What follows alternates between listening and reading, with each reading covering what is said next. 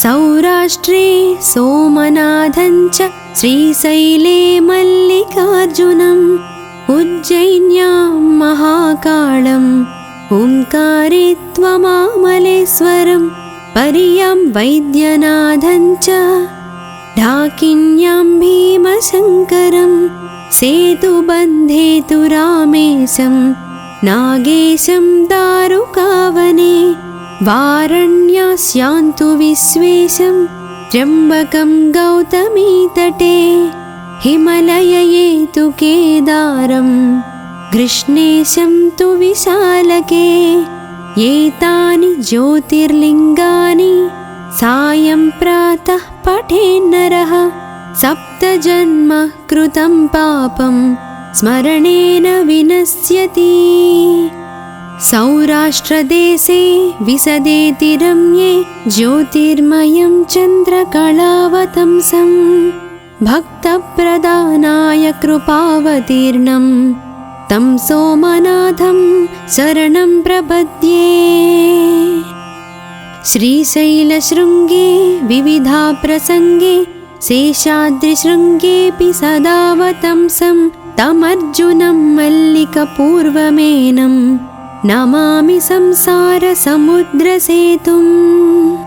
अवन्तिकाया विहितावतारं मुक्तिप्रदानाय च सज्जनानाम् अकालमृत्योः परिरक्षणार्थं वन्दे महाकालमहासुरेशम्।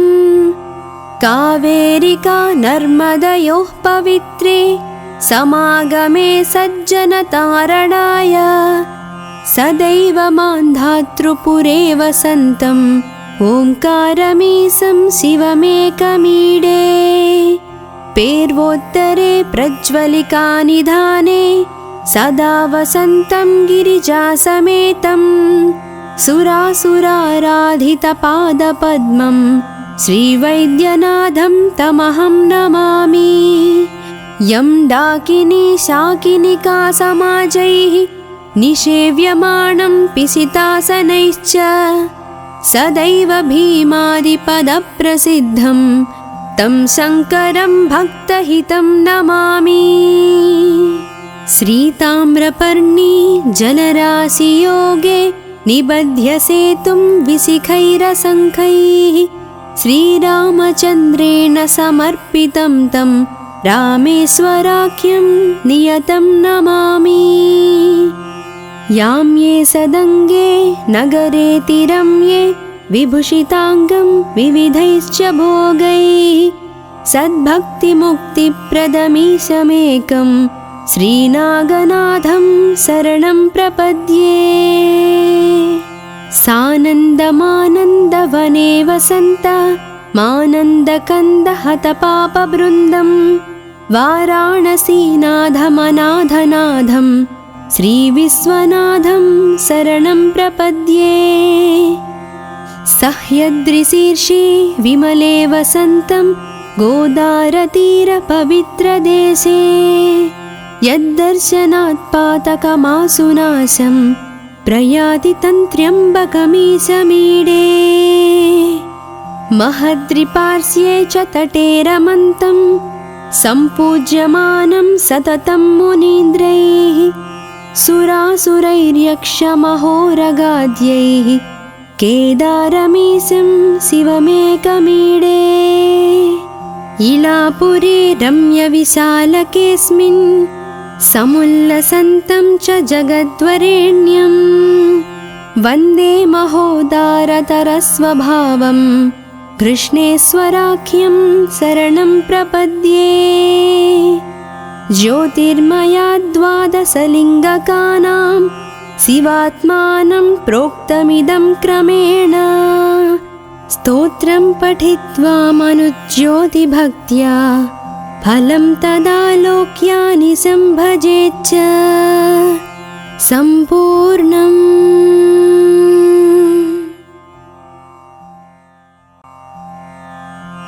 सौराष्ट्रे सोमनाथं च श्रीशैले मल्लिकार्जुनम् उज्जैन्यां महाकाळम् ओङ्कारे त्वमामलेश्वरम् पर्यां वैद्यनाथं च ढाकिन्यां भीमशङ्करं सेतुबन्धे तु रामेशं नागेशं दारुकावने वारण्यास्यान्तु विश्वेशं त्र्यम्बकं गौतमीतटे हिमलयये तु केदारं कृष्णेशं तु विशालके एतानि ज्योतिर्लिङ्गानि सायं प्रातः पठेन्नरः सप्तजन्म कृतं पापं स्मरणेन विनश्यति।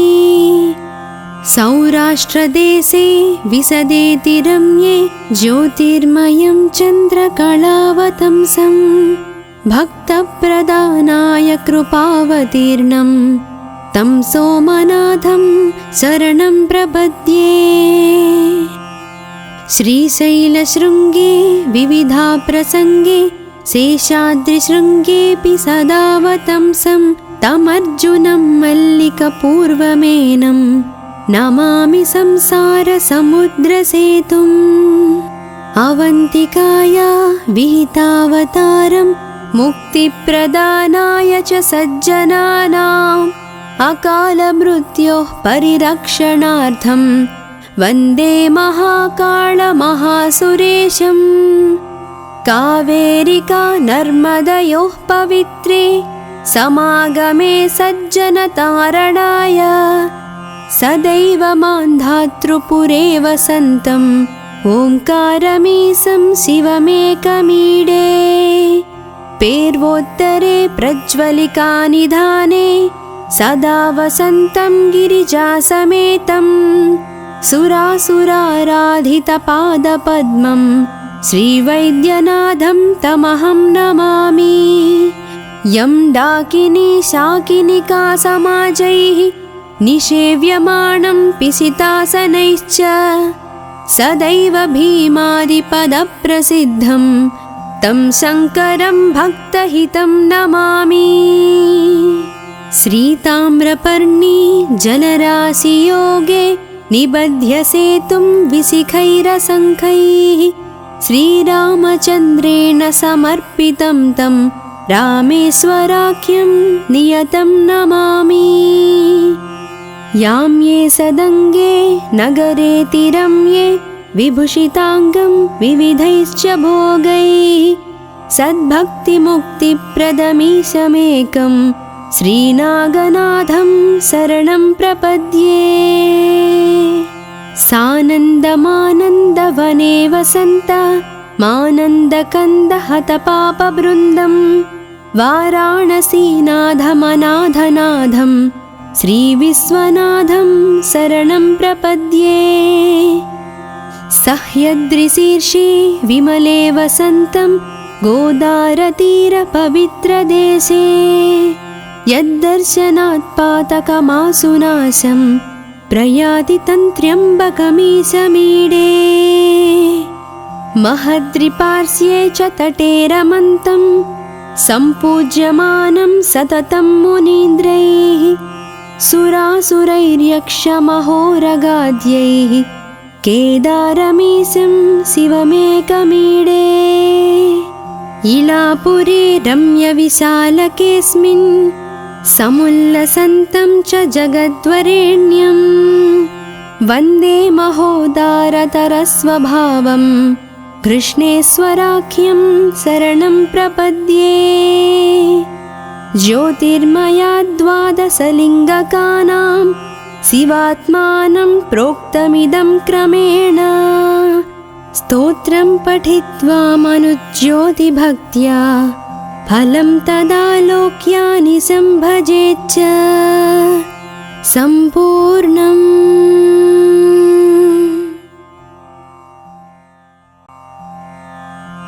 सौराष्ट्रे सोमनाथं च श्रीशैले मल्लिकार्जुनम् उज्जैन्यां महाकालम् ओङ्कारे त्वमामलेश्वरं पर्यां वैद्यनाथं च ढाकिन्यां भीमशङ्करं सेतुबन्धे तु रामेशं नागेशं दारुकावने वारण्यास्यां तु विश्वेशं त्र्यम्बकं गौतमीतटे हिमलयये तु केदारं कृष्णेशं तु विशालके एतानि ज्योतिर्लिङ्गानि सायं प्रातः पठेन्नरः सप्तजन्म कृतं पापं स्मरणेन विनश्यति। सौराष्ट्रदेशे विशदेति रम्ये ज्योतिर्मयं चन्द्रकलावतंसं भक्तप्रदानाय कृपावतीर्णं तं सोमनाथं शरणं प्रपद्ये। श्रीशैलशृङ्गे विविधा प्रसङ्गे शेषाद्रिशृङ्गेऽपि सदावतंसं तमर्जुनं मल्लिकपूर्वमेनं नमामि संसारसमुद्रसेतुम्। अवन्तिकाया विहितावतारं मुक्तिप्रदानाय च सज्जनानाम् अकालमृत्योः परिरक्षणार्थं वन्दे महाकालमहासुरेशम्। कावेरिका नर्मदयोः पवित्रे समागमे सज्जनतारणाय सदैव मान्धातृपुरे वसन्तम् ओङ्कारमीशं शिवमेकमीडे। पेर्वोत्तरे प्रज्वलिकानिधाने सदा वसन्तं गिरिजासमेतं सुरासुराराधितपादपद्मं श्रीवैद्यनाथं तमहं नमामि।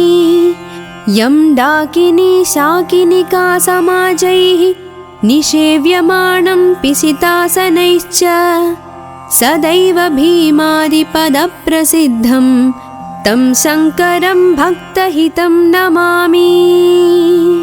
श्रीताम्रपर्णी जलराशियोगे निबध्य सेतुं विशिखैरशङ्खैः श्रीरामचन्द्रेण समर्पितं तं रामेश्वराख्यं नियतं नमामि।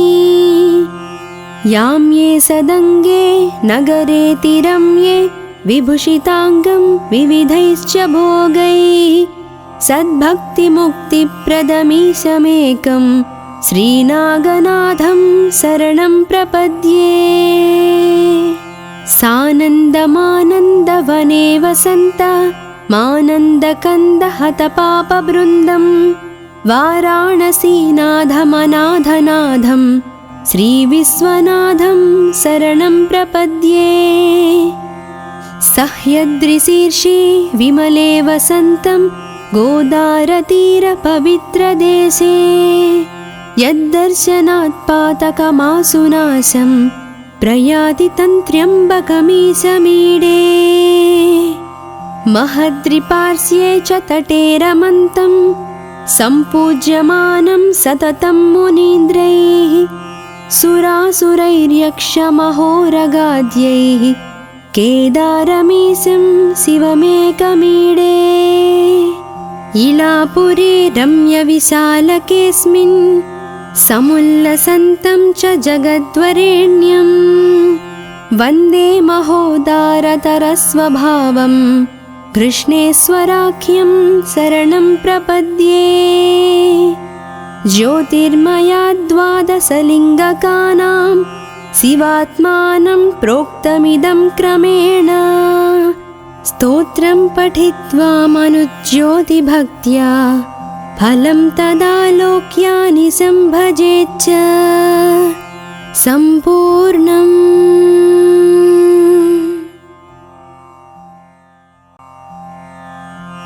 सौराष्ट्रे सोमनाथं च श्रीशैले मल्लिकार्जुनम् उज्जयिन्यां महाकालम् ओङ्कारे त्वमामलेश्वरं पर्यां वैद्यनाथं च ढाकिन्यां भीमशङ्करं सेतुबन्धे तु रामेशं नागेशं दारुकावने वारण्यास्यां तु विश्वेशं त्र्यम्बकं गौतमीतटे हिमलयये तु केदारं कृष्णेशं तु विशालके एतानि ज्योतिर्लिङ्गानि सायं प्रातः पठेन्नरः सप्तजन्म कृतं पापं स्मरणेन विनश्यति। सौराष्ट्रदेशे विशदेति रम्ये ज्योतिर्मयं चन्द्रकलावतंसं भक्तप्रदानाय कृपावतीर्णं तं सोमनाथं शरणं प्रपद्ये। श्रीशैलशृङ्गे विविधा प्रसङ्गे शेषाद्रिशृङ्गेऽपि सदावतंसं तमर्जुनं मल्लिकपूर्वमेनं नमामि संसारसमुद्रसेतुम्। अवन्तिकाया विहितावतारं मुक्तिप्रदानाय च सज्जनानाम् अकालमृत्योः परिरक्षणार्थं वन्दे महाकालमहासुरेशम्।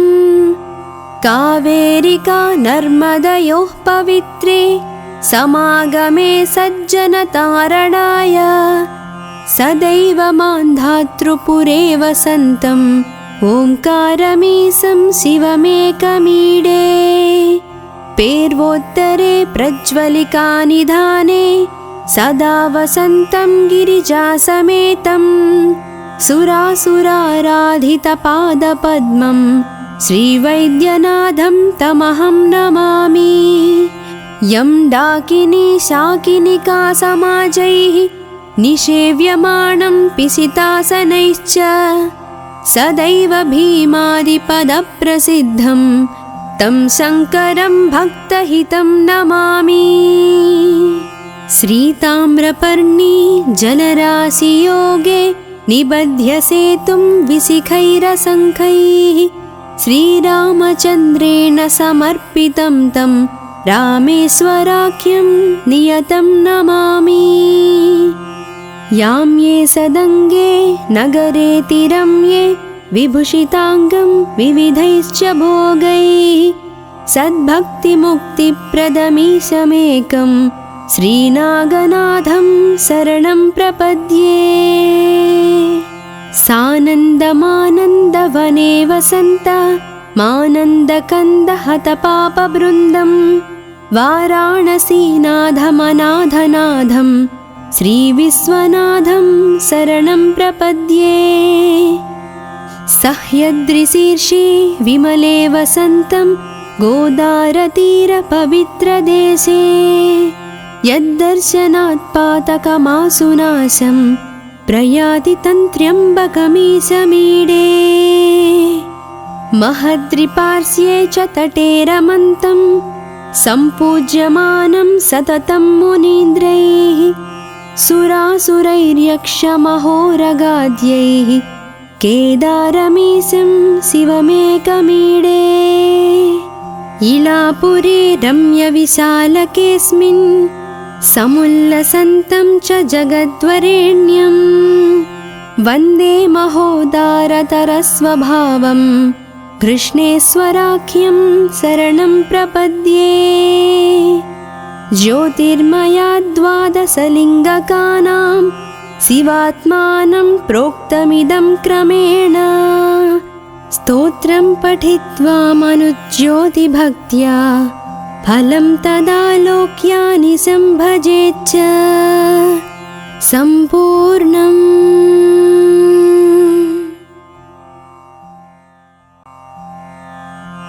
सौराष्ट्रे सोमनाथं च श्रीशैले मल्लिकार्जुनम् उज्जयिन्यां महाकालम् ओङ्कारे त्वमामलेश्वरं पर्यां वैद्यनाथं च ढाकिन्यां भीमशङ्करं सेतुबन्धे तु रामेशं नागेशं दारुकावने वारण्यास्यान्तु विश्वेशं त्र्यम्बकं गौतमीतटे हिमलयये तु केदारं कृष्णेशं तु विशालके। एतानि ज्योतिर्लिङ्गानि सायं प्रातः पठेन्नरः सप्तजन्म कृतं पापं स्मरणेन विनश्यति। सौराष्ट्रदेशे विसदेति रम्ये ज्योतिर्मयं चन्द्रकलावतंसं भक्तप्रदानाय कृपावतीर्णं तं सोमनाथं शरणं प्रपद्ये। श्रीशैलशृङ्गे विविधाप्रसङ्गे शेषाद्रिशृङ्गेऽपि सदा वतंसं तमर्जुनं मल्लिकपूर्वमेनं नमामि संसारसमुद्रसेतुम्। अवन्तिकाया विहितावतारं मुक्तिप्रदानाय च सज्जनानाम् अकालमृत्योः परिरक्षणार्थं वन्दे महाकालमहासुरेशम्। कावेरिका नर्मदयोः पवित्रे समागमे सज्जनतारणाय सदैव मान्धातृपुरे वसन्तम् ओङ्कारमीशं शिवमेकमीडे। पेर्वोत्तरे प्रज्वलिकानिधाने सदा वसन्तं गिरिजासमेतं सुरासुराराधितपादपद्मं श्रीवैद्यनाथं तमहं नमामि। यं डाकिनी शाकिनिका समाजैः निषेव्यमाणं पिसितासनैश्च सदैव भीमादिपदप्रसिद्धं तं शङ्करं भक्तहितं नमामि। श्रीताम्रपर्णी जलराशियोगे निबध्य सेतुं विशिखैरशङ्खैः श्रीरामचन्द्रेण समर्पितं तं रामेश्वराख्यं नियतं नमामि। याम्ये सदङ्गे नगरेति रम्ये विभूषिताङ्गं विविधैश्च भोगैः सद्भक्तिमुक्तिप्रदमीशमेकं श्रीनागनाथं शरणं प्रपद्ये। सानन्दमानन्दवने वसन्ता मानन्दकन्दहतपापवृन्दं वाराणसीनाथमनाथनाथं श्रीविश्वनाथं शरणं प्रपद्ये। सह्याद्रिशीर्षे विमले वसन्तं गोदारतीरपवित्रदेशे यद्दर्शनात् पातकमासुनाशं प्रयाति तन्त्र्यम्बकमीशमीडे। महद्रिपार्श्वे च तटे रमन्तं सम्पूज्यमानं सततं मुनीन्द्रैः सुरासुरैर्यक्षमहोरगाद्यैः केदारमीशं शिवमेकमीडे। इलापुरे रम्यविशालकेऽस्मिन् समुल्लसन्तं च जगद्वरेण्यं वन्दे महोदारतरस्वभावं कृष्णेश्वराख्यं शरणं प्रपद्ये। ज्योतिर्मयाद्वादशलिङ्गकानां शिवात्मानं प्रोक्तमिदं क्रमेण स्तोत्रं पठित्वा मनुज्योतिभक्त्या फलं तदालोक्यानि सम्भजेच्च सम्पूर्णम्।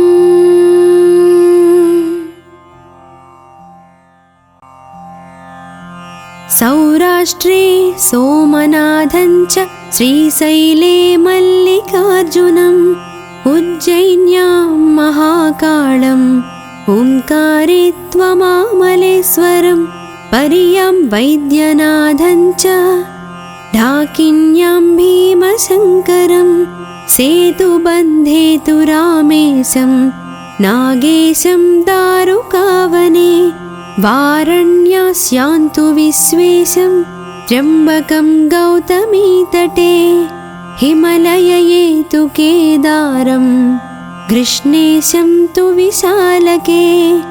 एतानि ज्योतिर्लिङ्गानि सायं प्रातः पठेन्नरः सप्तजन्म कृतं पापं स्मरणेन विनश्यति।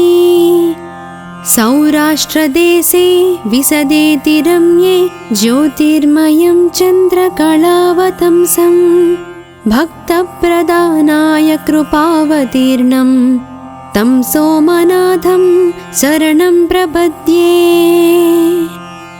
श्रीशैलशृङ्गे विविधा प्रसङ्गे शेषाद्रिशृङ्गेऽपि सदावतंसं तमर्जुनं मल्लिकपूर्वमेनं नमामि संसारसमुद्रसेतुम्।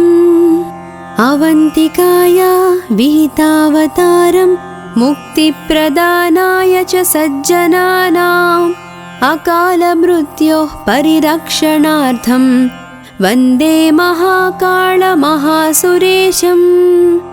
कावेरिका नर्मदयोः पवित्रे समागमे सज्जनतारणाय सदैव मान्धातृपुरे वसन्तम् ओङ्कारमीशं शिवमेकमीडे। पेर्वोत्तरे प्रज्वलिकानिधाने सदा वसन्तं गिरिजासमेतं सुरासुराराधितपादपद्मं श्रीवैद्यनाथं तमहं नमामि।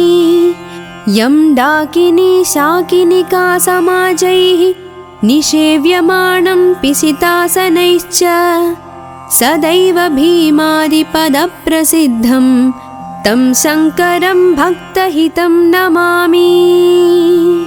श्रीताम्रपर्णी जलराशियोगे निबध्य सेतुं विशिखैरशङ्खैः श्रीरामचन्द्रेण समर्पितं तं रामेश्वराख्यं नियतं नमामि।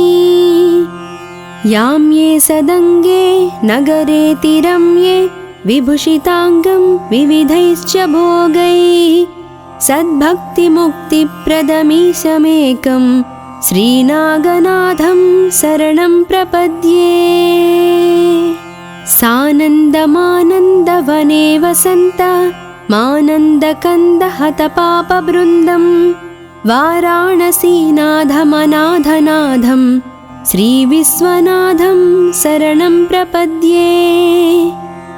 सह्याद्रिशीर्षे विमले वसन्तं गोदारतीरपवित्रदेशे यद्दर्शनात् पातकमासुनाशं प्रयाति तन्त्र्यम्बकमीशमीडे।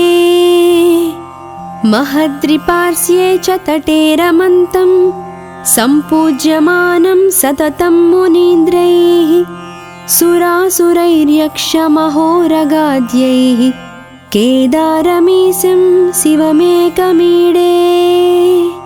इलापुरे रम्यविशालकेऽस्मिन् समुल्लसन्तं च जगद्वरेण्यं वन्दे महोदारतरस्वभावं कृष्णेश्वराख्यं शरणं प्रपद्ये।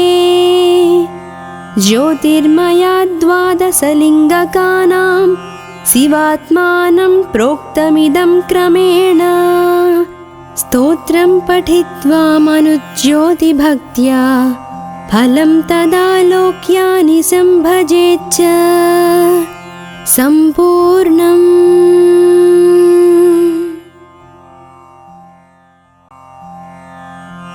सौराष्ट्रे सोमनाथं च श्रीशैले मल्लिकार्जुनम् उज्जयिन्यां महाकाळम् ओङ्कारे त्वमामलेश्वरं पर्यां वैद्यनाथं च ढाकिन्यां भीमशङ्करं सेतुबन्धे तु रामेशं नागेशं दारुकावने वारण्यास्यान्तु विश्वेशं त्र्यम्बकं गौतमीतटे हिमलयये तु केदारं कृष्णेशं तु विशालके। एतानि ज्योतिर्लिङ्गानि सायं प्रातः पठेन्नरः सप्तजन्म कृतं पापं स्मरणेन विनश्यति। सौराष्ट्रदेशे विशदेति रम्ये ज्योतिर्मयं चन्द्रकलावतंसं भक्तप्रदानाय कृपावतीर्णं तं सोमनाथं शरणं प्रपद्ये। श्रीशैलशृङ्गे विविधा प्रसङ्गे शेषाद्रिशृङ्गेऽपि सदावतंसं तमर्जुनं मल्लिकपूर्वमेनं नमामि संसारसमुद्रसेतुम् अवन्तिकाया विहितावतारं मुक्तिप्रदानाय च सज्जनानाम् अकालमृत्योः परिरक्षणार्थं वन्दे महाकालमहासुरेशम् कावेरिका नर्मदयोः पवित्रे समागमे सज्जनतारणाय सदैव मान्धातृपुरे वसन्तम् ओङ्कारमीशं शिवमेकमीडे पेर्वोत्तरे प्रज्वलिकानिधाने सदा वसन्तं गिरिजासमेतं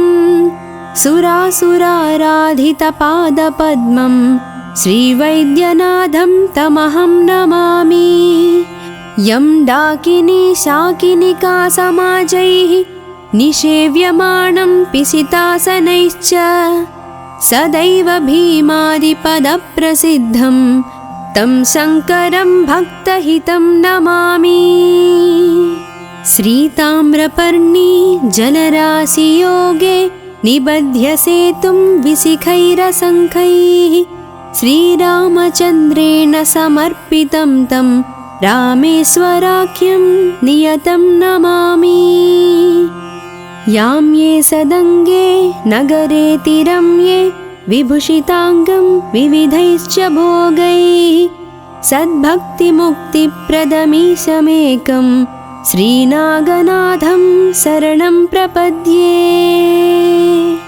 सानन्दमानन्दवने वसन्त मानन्दकन्दहतपापवृन्दं वाराणसीनाथमनाथनाथं श्रीविश्वनाथं शरणं प्रपद्ये सह्याद्रिशीर्षे विमले वसन्तं गोदारतीरपवित्रदेशे यद्दर्शनात् पातकमासुनाशं प्रयाति तन्त्र्यम्बकमीशमीडे महद्रिपार्श्वे च तटे रमन्तं सम्पूज्यमानं सततं मुनीन्द्रैः सुरासुरैर्यक्षमहोरगाद्यैः केदारमीशं शिवमेकमीडे इलापुरे रम्यविशालकेऽस्मिन् समुल्लसन्तं च जगद्वरेण्यं वन्दे महोदारतरस्वभावं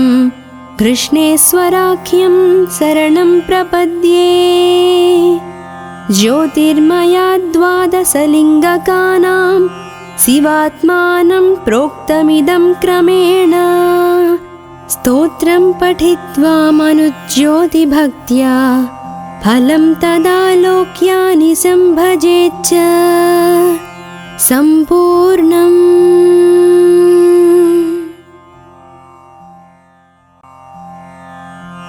सौराष्ट्रे सोमनाथं च श्रीशैले मल्लिकार्जुनम् उज्जैन्यां महाकाळम् ओङ्कारे त्वमामलेश्वरं पर्यां वैद्यनाथं च ढाकिन्यां भीमशङ्करं सेतुबन्धे तु रामेशं नागेशं दारुकावने वारण्यास्यान्तु विश्वेशं त्र्यम्बकं गौतमीतटे हिमलयये तु केदारं कृष्णेशं तु विशालके एतानि ज्योतिर्लिङ्गानि सायं प्रातः पठेन्नरः सप्तजन्म कृतं पापं स्मरणेन विनश्यति। सौराष्ट्रदेशे विशदेति रम्ये ज्योतिर्मयं चन्द्रकलावतंसं भक्तप्रदानाय कृपावतीर्णं तं सोमनाथं शरणं प्रपद्ये। श्रीशैलशृङ्गे विविधाप्रसङ्गे शेषाद्रिशृङ्गेऽपि सदावतंसं तमर्जुनं मल्लिकपूर्वमेनं नमामि संसारसमुद्रसेतुम् अवन्तिकाया विहितावतारं मुक्तिप्रदानाय च सज्जनानाम् अकालमृत्योः परिरक्षणार्थं वन्दे महाकालमहासुरेशम्। कावेरिका नर्मदयोः पवित्रे समागमे सज्जनतारणाय सदैव मान्धातृपुरे वसन्तम् ओङ्कारमीशं शिवमेकमीडे। पेर्वोत्तरे प्रज्वलिकानिधाने सदा वसन्तं गिरिजासमेतं सुरासुराराधितपादपद्मं श्रीवैद्यनाथं तमहं नमामि। यं डाकिनी शाकिनिका समाजैः निषेव्यमाणं पिशितासनैश्च सदैव भीमादिपदप्रसिद्धं तं शङ्करं भक्तहितं नमामि। श्रीताम्रपर्णी जलराशियोगे निबध्य सेतुं विशिखैरशङ्खैः श्रीरामचन्द्रेण समर्पितं तं रामेश्वराख्यं नियतं नमामि। यां ये सदङ्गे नगरे तिरम्ये विभूषिताङ्गं विविधैश्च भोगैः सद्भक्तिमुक्तिप्रदमीशमेकं श्रीनागनाथं शरणं प्रपद्ये। सानन्दमानन्दवने वसन्त मानन्दकन्दहतपापवृन्दं वाराणसीनाथमनाथनाथं श्रीविश्वनाथं शरणं प्रपद्ये।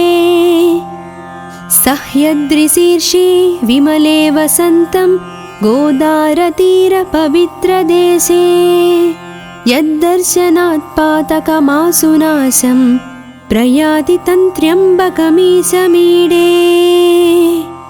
महद्रिपार्श्वे च तटे रमन्तं सम्पूज्यमानं सततं मुनीन्द्रैः सुरासुरैर्यक्षमहोरगाद्यैः केदारमीशं शिवमेकमीडे। इलापुरे रम्यविशालकेऽस्मिन् समुल्लसन्तं च जगद्वरेण्यं वन्दे महोदारतरस्वभावं कृष्णेश्वराख्यं शरणं प्रपद्ये। ज्योतिर्मया द्वादशलिङ्गकानां शिवात्मानं प्रोक्तमिदं क्रमेण स्तोत्रं पठित्वा मनुज्योतिभक्त्या फलं तदालोक्यानि सम्भजेच्च सम्पूर्णम्।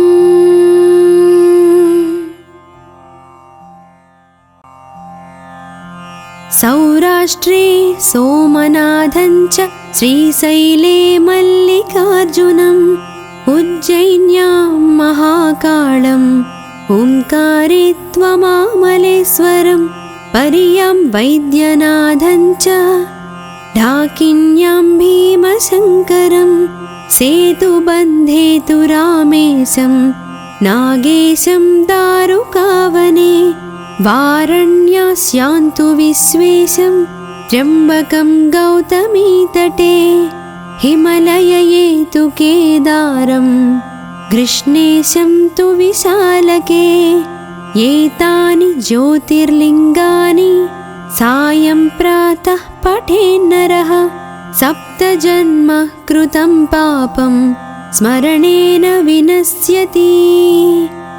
सौराष्ट्रदेशे विशदेति रम्ये ज्योतिर्मयं चन्द्रकलावतंसं भक्तप्रदानाय कृपावतीर्णं तं सोमनाथं शरणं प्रपद्ये।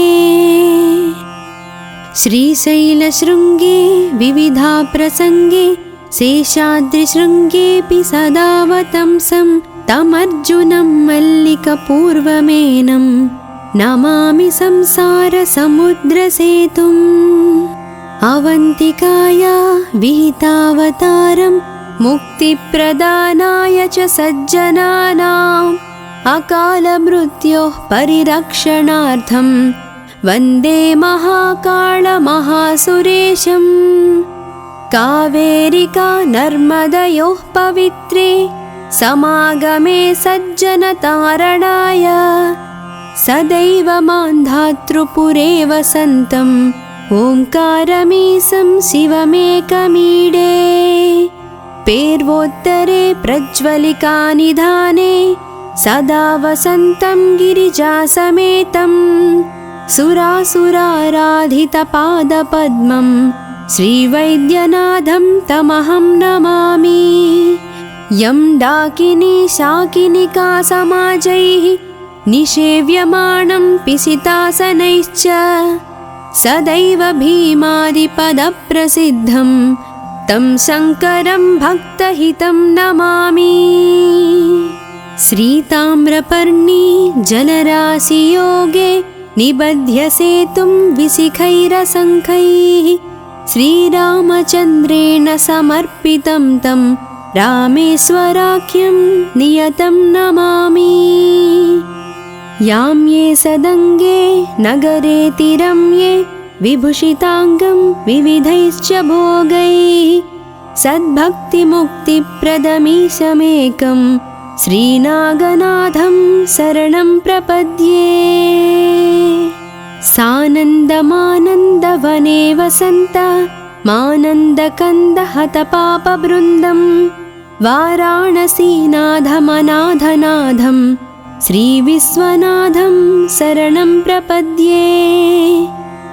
सह्याद्रिशीर्षे विमले वसन्तं गोदारतीरपवित्रदेशे यद्दर्शनात् पातकमासुनाशं प्रयाति तन्त्र्यम्बकमीशमीडे। महद्रिपार्श्वे च तटे रमन्तं सम्पूज्यमानं सततं मुनीन्द्रैः सुरासुरैर्यक्षमहोरगाद्यैः केदारमीशं शिवमेकमीडे।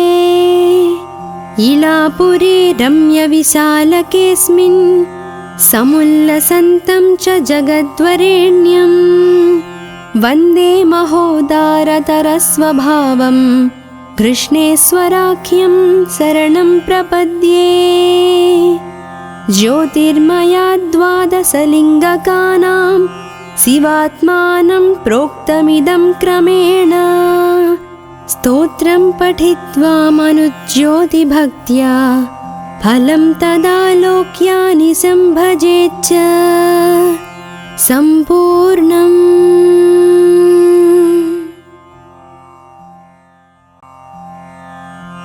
सौराष्ट्रे सोमनाथं च श्रीशैले मल्लिकार्जुनम् उज्जैन्यां महाकाळम् ओङ्कारे त्वमामलेश्वरं पर्यां वैद्यनाथं च ढाकिन्यां भीमशङ्करं सेतुबन्धे तु रामेशं नागेशं दारुकावने वारण्यास्यान्तु विश्वेशं त्र्यम्बकं गौतमीतटे हिमलयये तु केदारं कृष्णेशं तु विशालके। एतानि ज्योतिर्लिङ्गानि सायं प्रातः पठेन्नरः सप्तजन्म कृतं पापं स्मरणेन विनश्यति।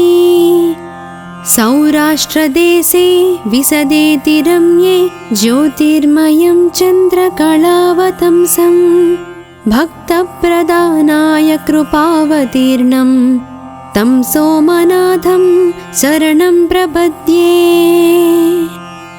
श्रीशैलशृङ्गे विविधा प्रसङ्गे शेषाद्रिशृङ्गेऽपि सदा वतंसं तमर्जुनं मल्लिकपूर्वमेनं नमामि संसारसमुद्रसेतुम्। अवन्तिकाया विहितावतारं मुक्तिप्रदानाय च सज्जनानाम् अकालमृत्योः परिरक्षणार्थं वन्दे महाकालमहासुरेशम्। कावेरिका नर्मदयोः पवित्रे समागमे सज्जनतारणाय सदैव मान्धातृपुरे वसन्तम् ओङ्कारमीशं शिवमेकमीडे पेर्वोत्तरे प्रज्वलिकानिधाने सदा वसन्तं गिरिजासमेतं सुरासुराराधितपादपद्मं श्रीवैद्यनाथं तमहं नमामि। यं डाकिनी शाकिनिका समाजैः निषेव्यमाणं पिशितासनैश्च सदैव भीमादिपदप्रसिद्धं तं शङ्करं भक्तहितं नमामि।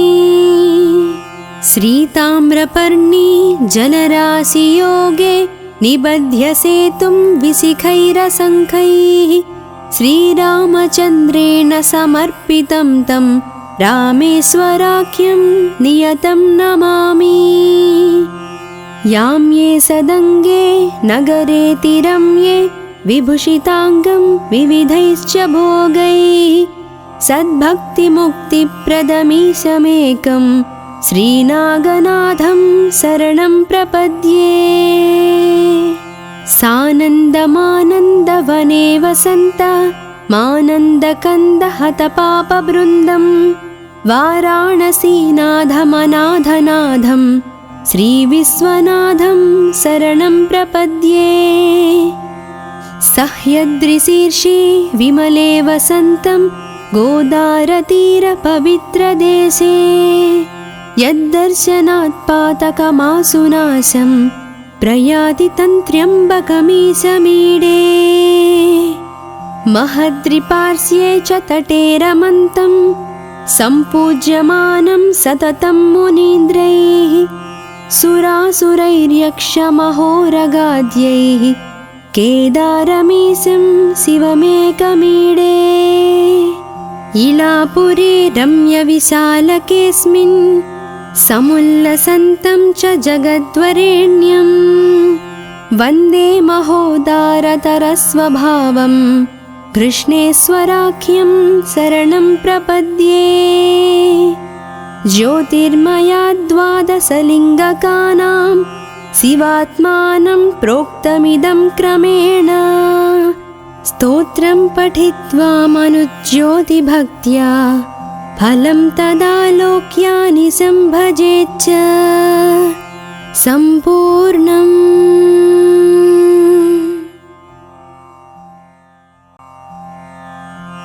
सौराष्ट्रे सोमनाथं च श्रीशैले मल्लिकार्जुनम् उज्जैन्यां महाकाळम् ओङ्कारे त्वमामलेश्वरं पर्यां वैद्यनाथं च ढाकिन्यां भीमशङ्करं सेतुबन्धे तु रामेशं नागेशं दारुकावने वारण्यास्यान्तु विश्वेशं त्र्यम्बकं गौतमीतटे हिमलयये तु केदारं कृष्णेशं तु विशालके। एतानि ज्योतिर्लिङ्गानि सायं प्रातः पठेन्नरः सप्तजन्म कृतं पापं स्मरणेन विनश्यति। सौराष्ट्रदेशे विशदेति रम्ये ज्योतिर्मयं चन्द्रकलावतंसं भक्तप्रदानाय कृपावतीर्णं तं सोमनाथं शरणं प्रपद्ये। श्रीशैलशृङ्गे विविधा प्रसङ्गे शेषाद्रिशृङ्गेऽपि सदा वतंसं तमर्जुनं मल्लिकपूर्वमेनं नमामि संसारसमुद्रसेतुम्। अवन्तिकाया विहितावतारं मुक्तिप्रदानाय च सज्जनानाम् अकालमृत्योः परिरक्षणार्थं वन्दे महाकालमहासुरेशं।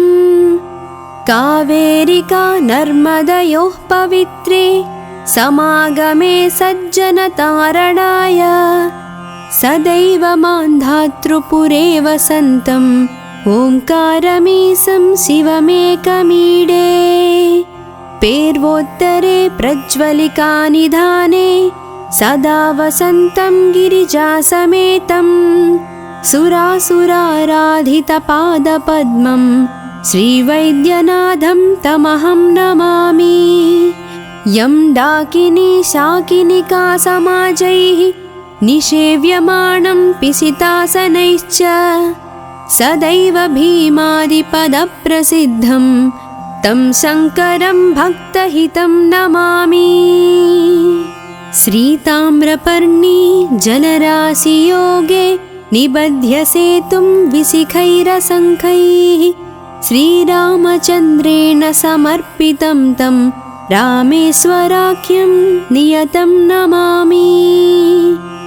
यां ये सदङ्गे नगरेतिरम्ये विभूषिताङ्गं विविधैश्च भोगैः सद्भक्तिमुक्तिप्रदमीशमेकं श्रीनागनाथं शरणं प्रपद्ये।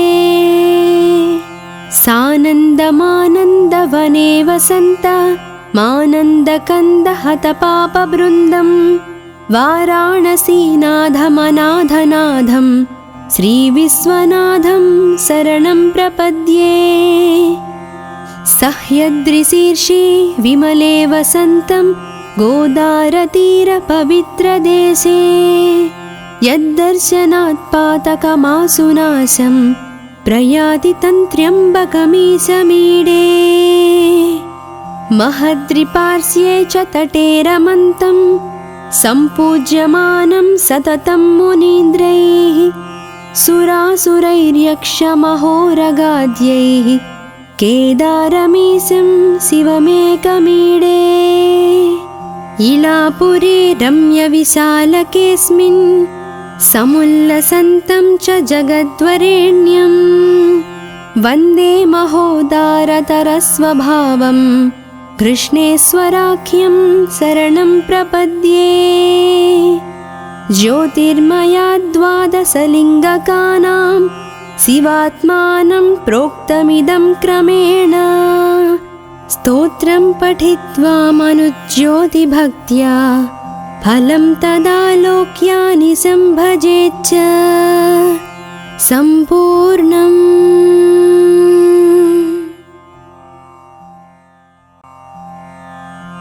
सौराष्ट्रे सोमनाथं च श्रीशैले मल्लिकार्जुनम् उज्जैन्यां महाकाळम् ओंकारे त्वमामलेश्वरं पर्यां वैद्यनाथं च ढाकिन्यां भीमशङ्करं सेतुबन्धे तु रामेशं नागेशं दारुकावने वारण्यास्यान्तु विश्वेशं त्र्यम्बकं गौतमीतटे हिमलयये तु केदारं कृष्णेशं तु विशालके। एतानि ज्योतिर्लिङ्गानि सायं प्रातः पठेन्नरः सप्तजन्म कृतं पापं स्मरणेन विनश्यति। सौराष्ट्रदेशे विशदेति रम्ये ज्योतिर्मयं चन्द्रकलावतंसं भक्तप्रदानाय कृपावतीर्णं तं सोमनाथं शरणं प्रपद्ये। श्रीशैलशृङ्गे विविधा प्रसङ्गे शेषाद्रिशृङ्गेऽपि सदावतंसं तमर्जुनं मल्लिकपूर्वमेनं नमामि संसारसमुद्रसेतुम्। अवन्तिकाया विहितावतारं मुक्तिप्रदानाय च सज्जनानाम् अकालमृत्योः परिरक्षणार्थं वन्दे महाकालमहासुरेशं। कावेरिका नर्मदयोः पवित्रे समागमे सज्जनतारणाय सदैव मान्धातृपुरे वसन्तम् ओंकारमीशं शिवमेकमीडे। पेर्वोत्तरे प्रज्वलिकानिधाने सदा वसन्तं गिरिजासमेतं सुरासुराराधितपादपद्मं श्रीवैद्यनाथं तमहं नमामि। यं डाकिनी शाकिनिका समाजैः निषेव्यमाणं पिसितासनैश्च सदैव भीमादिपदप्रसिद्धं तं शङ्करं भक्तहितं नमामि। श्रीताम्रपर्णी जलराशियोगे निबध्य सेतुं विशिखैरशङ्खैः श्रीरामचन्द्रेण समर्पितं तं रामेश्वराख्यं नियतं नमामि। याम्ये सदङ्गे नगरेतिरम्ये विभूषिताङ्गं विविधैश्च भोगैः सद्भक्तिमुक्तिप्रदमीशमेकं श्रीनागनाथं शरणं प्रपद्ये। सानन्दमानन्दवने वसन्त मानन्दकन्दहतपापवृन्दं वाराणसीनाथमनाथनाथं श्रीविश्वनाथं शरणं प्रपद्ये। सह्याद्रिशीर्षे विमले वसन्तं गोदारतीरपवित्रदेशे यद्दर्शनात् पातकमासुनाशं प्रयाति तन्त्र्यम्बकमीशमीडे। महद्रिपार्श्वे च तटे रमन्तं सम्पूज्यमानं सततं मुनीन्द्रैः सुरासुरैर्यक्षमहोरगाद्यैः केदारमीशं शिवमेकमीडे। इलापुरे रम्यविशालकेऽस्मिन् समुल्लसन्तं च जगद्वरेण्यं वन्दे महोदारतरस्वभावं कृष्णेश्वराख्यं शरणं प्रपद्ये। ज्योतिर्मयाद्वादशलिङ्गकानां शिवात्मानं प्रोक्तमिदं क्रमेण स्तोत्रं पठित्वा मनुज्योतिभक्त्या फलं तदालोक्यानि सम्भजेच्च सम्पूर्णम्।